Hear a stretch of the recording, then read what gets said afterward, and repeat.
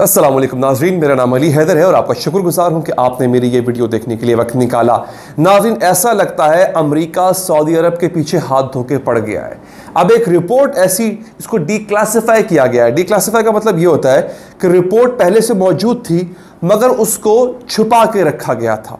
और अमेरिका में ऐसा होता है, रिपोर्ट्स को छुपा के रखा जाता है और ऐसा नहीं कि आवाम को बताया नहीं जाता, आवाम को बताया जाता है, लेकिन ये कहा जाता है कि ये रिपोर्ट फिलहाल पब्लिक नहीं की जा सकती, लीक नहीं की जा सकती, सामने नहीं लाई जा सकती, इसलिए हमने इसको मफाद आमा की खातिर छुपा के रखा हुआ है। लेकिन एक टाइम के बाद उनको जो है वो बता दिया जाता है। अब वो जो रिपोर्ट सामने आई है नाज़रीन, उसमें उन्होंने डायरेक्टली तो नहीं लेकिन इनडायरेक्टली सऊदी अरब को जिम्मेदार करार दे दिया है, सऊदी हुकूमत को जिम्मेदार करार दे दिया है 9/11 पे होने वाले हमले का। यह बहुत बड़ी डेवलपमेंट है नाजरीन। हम सब इस वक्त मसरूफ हैं अफगानिस्तान में क्या हो रहा है, लेकिन सऊदी अरब के साथ क्या हो रहा है इस पर बहुत कम बात हो रही है। इस चैनल के जरिए मैंने आपको पहले भी अपडेट दी है कि सऊदी अरब ने इससे पहले, आपसे 2-3 दिन पहले की बात है, अमेरिका ने सऊदी अरब से अपना एडवांस तरीन एयर मिसाइल डिफेंस सिस्टम उठा लिया है। जी हां, हौसी बागियों के हमलों को जो रोक रहा था डिफेंस सिस्टम, वो अमेरिका का दिया हुआ था पेट्रियट के नाम से। ये मैंने पिछली वीडियो में बताई है तफसीलात आपको। हौसी बागियों ने जितने मिसाइल हमले किए अब तक सऊदी अरब पर, उनको रोका किससे? अमेरिका के दिए गए इस मिसाइल सिस्टम ने। अब अमेरिका ने वो सिस्टम अपना वापस ले लिया है और अब ये रिपोर्ट मंजर आम पे आ जाना, इसका मतलब है जो बाइडेन की क़यादत में जो अमेरिका है वो अब सऊदी अरब से पहले वाले ताल्लुकात नहीं रखना चाहता।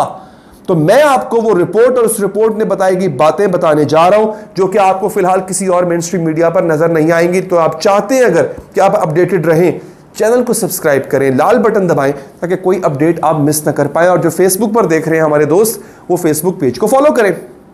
हुआ यह है नाजरीन कि 19 जो थे जिन्होंने तैयारों पे कब्जा किया, आपको याद होगा तैयारे इन्होंने मारे थे ट्विन टावर्स में, बिल्डिंग्स में, तैयारों पे इन्होंने कब्जा किया हाईजैकर्स ने।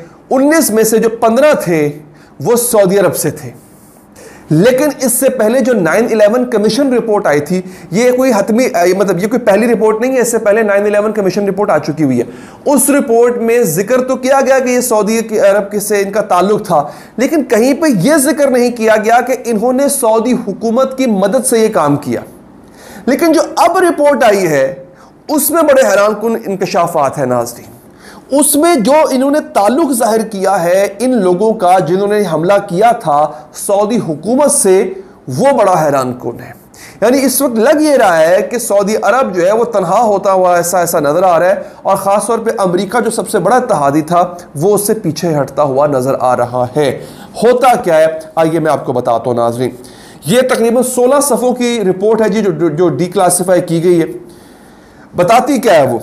उन्हें कहते हैं कि जी सऊदी अरब का ताल्लुक साबित कैसे होता है। 2015 में एक शख्स है, उसने अमेरिका की शरीयत के लिए अप्लाई किया 2015 में। अच्छा, जब आप किसी मुल्क की शरीयत के लिए अप्लाई करते हैं, खास तौर पे अमेरिका की, तो वो आपके पुराने छट्टे कट्टे सब निकाल के रख देता है। मतलब वो आपका बैकग्राउंड चेक ऐसा करते हैं कि सारा कुछ सामने ला के जो है वो रख देते हैं। उनको पता ये चला कि इस आदमी का ताल्लुक एक ऐसे सऊदी शहरी से है जिसने उन हाईजैकर्स को, जिन्होंने 9/11 पे हमला, या 9/11 वाला हमला किया था, उस बंदे ने उनको लॉजिस्टिक सपोर्ट दी थी। यानी उस बंदे को सहूलतकार के तौर पे वो बंदा रहा था। जिस बंदे ने अप्लाई किया उस बंदे का ताल्लुक साबित हुआ। कहां से साबित हुआ? 2015 में अप्लाई किया उस बंदे से जो एक ज़माने में उसका नाम आया था कि उसने 9/11 के हमलावारों को लॉजिस्टिक सपोर्ट दी थी, सहूलतकारी दी थी। अच्छा, और अच्छी खासी लॉजिस्टिक सपोर्ट दी थी। हुआ ये जनाब कि ये जो बंदा है जिसने सपोर्ट दी थी, ये लॉस एंजल्स जो एक इलाका है अमेरिका का, उसमें जो सऊदी अरब का काउंसलेट है ये वहां पे काम करता रहा है। यहां से जो है वो ऐसा ऐसा कड़ियां मिलना शुरू हुई कि यार, मतलब ये बंदा सऊदी अरब का रहने वाला है, ये एक ज़माने में सऊदी कौंसलेट में काम भी करता रहा है, फिर इसने उन लोगों को सहूलतकारी के तौर पे उनको मदद की थी जो एक ज़माने में जिन्होंने 9/11 का हमला किया था। आप मेरी बात यहाँ तक समझ रहे हैं? आगे बढ़ते जनाब। एक आदमी, उसका नाम है अल बयूमी। अल बयूमी वो आदमी है नाजरीन कि जिसने 2 हाईजैकर्स को सैन डिएगो एक इलाका है अमेरिका का, वहां पर अपार्टमेंट रेंट पर लेकर देने में मदद की थी। ठीक है जी, ये बंदा कौन है मैं आपको बताता हूं आगे चल के जनाब। अच्छा, इसने इसके साथ साथ बयोमी अल बयोमी जिस बंदे का नाम है, इसने जो सर्विसेज प्रोवाइड की थी उन लोगों को जिन्होंने 9/11 का हमला किया, उसमें थी translation service, travel service, lodging service और फाइनेंसिंग। ठीक है जी, यानी वो चूंकि अरबी थे तो उनको ट्रांसलेशन नहीं आती थी। इसके साथ साथ इन दोनों ने और जो इमदाद की वो मैं आपको बताता हूं। अब आ जाते हैं नाज़रीन दूसरे आदमी पे। एक तो हो गया ना अल बयोमी, अब दूसरा आदमी, उसका नाम है फहद अल सुमैनी। फहद अल सुमैनी, ये आदमी कौन है? ये जो लॉस एंजलिस का सऊदी कौंसलेट है उसके सफारत खाने में काम करता है, ये डिप्लोमेट था। ठीक है जी, इसने क्या किया, ये बंदा एक मकामी मस्जिद के अंदर एक सख्तगीर गिरोह का बानी था। सख्तगीर गिरोह वो होता है जो कि शिद्दत पसंद गिरोह जिसको अमेरिका समझता है, उसका ये बानी था। इसने क्या किया, इसके बारे में पता कहां से चला? इस रिपोर्ट में बताया गया है कि इसने उस दिन 9/11 से 1 या 2 दिन पहले की बात है, इसने 7 मिनट की कॉल की थी अपने घर सऊदी अरेबिया, और उन लोगों से इसकी गुफ्तगू हुई थी जिनको बाद में 9/11 के हमले में मुआवनत के इल्जाम में गिरफ्तार किया गया और वो ग्वांतानामो बे में कैद काट चुके हैं। ठीक है जी, अब ये 2 आदमी हो गए थे इस वक्त आपके सामने। अच्छा, इन दोनों ने क्या किया, इन दोनों ने एक और काम किया। अब ये दोनों जो है वो सऊदी कौंसलेट का हिस्सा रह चुके हैं। इन दोनों ने नाजरीन जो हाईजैकर्स थे उनको फ्लाइट स्कूल कहते हैं हवाबाजी सीखने का इदारा, वहां पर एडमिशन लेकर देने में भी इन दोनों ने मदद की थी। मेरी बात समझ रहे हैं? जिस तरह से इन्होंने रिपोर्ट में सऊदी अरब का ताल्लुक जाहिर करने की कोशिश की है।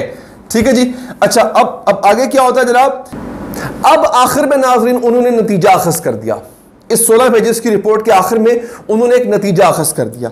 उन्होंने नतीजा यह अखज़ किया, इंग्लिश में मैं आपको उर्दू में बता देता हूं कि जनाब पब्लिक एविडेंस और ओवरऑल जितने भी सबूत हमारे हाथ लगे हैं उनसे यह साबित होता है कि सऊदी हुकूमत के एहलकार जो हैं वो कालदम तंजीम के साथ राब्ते में थे, उन लोगों के साथ राब्ते में थे जिन्होंने ये हमला किया। इसके साथ साथ मुतादिद फोन कॉल्स और एक्सीडेंटल मीटिंग्स, जिनको एक्सीडेंटल मीटिंग्स मतलब के इत्तफाकी तौर पे मुलाकात हो जाना, ऐसी मुलाकातों का रिकॉर्ड मौजूद है जो कि इस कालदम तंजीम जिसने हमले किए थे और सऊदी हुकूमत के एहलकारों के दरमियान मुलाकातें हुई थी। बाकायदा उनकी वीडियोस, उनकी तस्वीर, उनकी फोन कॉल्स मौजूद हैं। ये वो आत्मी नतीजा नाजरीन दे रहे हैं। ठीक है जी।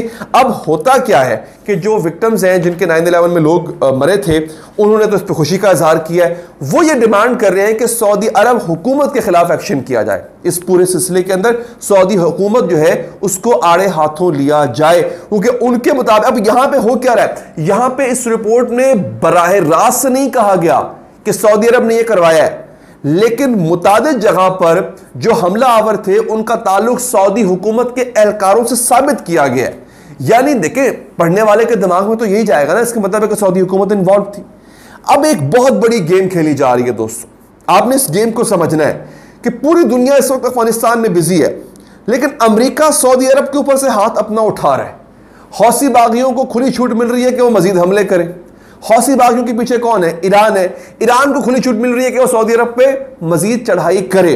तो ऐसा लगता है कि पूरी दुनिया को अफगानिस्तान में उलझा कर यहां पे मिडिल ईस्ट के अंदर एक ऐसी लड़ाई का आगाज करने की कोशिश की जा रही है जो कि बहुत खतरनाक हो सकती है। पाकिस्तान को चाहिए कि वह अफगानिस्तान के साथ साथ जरा इस तरफ भी तवज्जो दे कि यहां पर क्या होने जा रहा है।